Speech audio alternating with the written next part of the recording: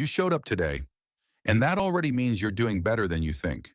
If you've been feeling exhausted lately, mentally drained, or like you need a week of silence just to recover from one conversation, this video is for you.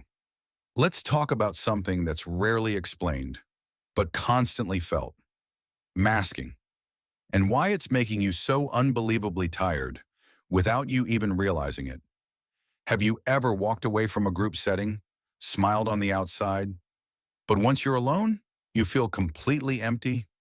Do you find yourself analyzing every little thing you said, replaying it in your head like a movie you didn't enjoy but can't stop watching? Do you sometimes feel like even rest doesn't fix the tiredness you carry? That's not social anxiety. That's not being introverted. That's autistic and ADHD masking. And it's costing you your energy, your joy, and often your identity. Welcome to Mindfully Wired. This is a space where we talk about self-growth for brains that don't follow the default settings. And thank goodness they don't. What is masking? Masking is when you hide or suppress your natural behaviors to fit in. You change your voice, you force eye contact, you script your responses. You laugh even when you don't get the joke.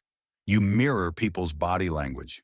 You shrink parts of yourself to make others more comfortable. Masking isn't faking, it's surviving, but it's exhausting.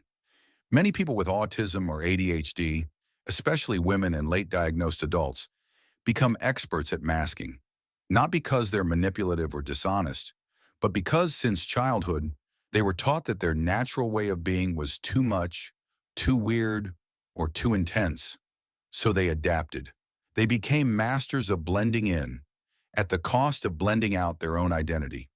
Here's what masking might look like: smiling constantly even when you're not okay, copying how others talk, dress, or act, forcing eye contact even though it feels uncomfortable, carefully monitoring your tone, your volume, your facial expression, planning every social interaction like a performance, collapsing emotionally once you're finally alone.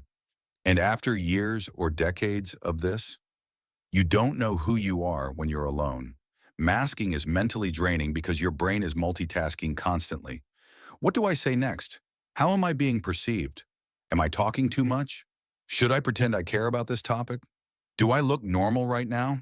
That's executive function working overtime. That's your nervous system in constant alert mode. And that's why you're tired, even if you've done nothing all day. So how do we begin to unmask? First, we need to notice. Awareness is step one. Start paying attention to the small ways you perform, even unconsciously. Ask yourself, am I doing this because it feels authentic? Or am I doing this to be liked or accepted? The point isn't to force yourself to be unfiltered all at once. That's scary and unsafe, especially if you're not in a supportive environment. Unmasking is a process, not a switch. Here are a few gentle ways to start. 1. Allow silence in conversation. You don't always have to fill the space. 2. Stop forcing eye contact. Look at someone's forehead or shoulder if that feels better. 3. Say, "I don't know," without guilt.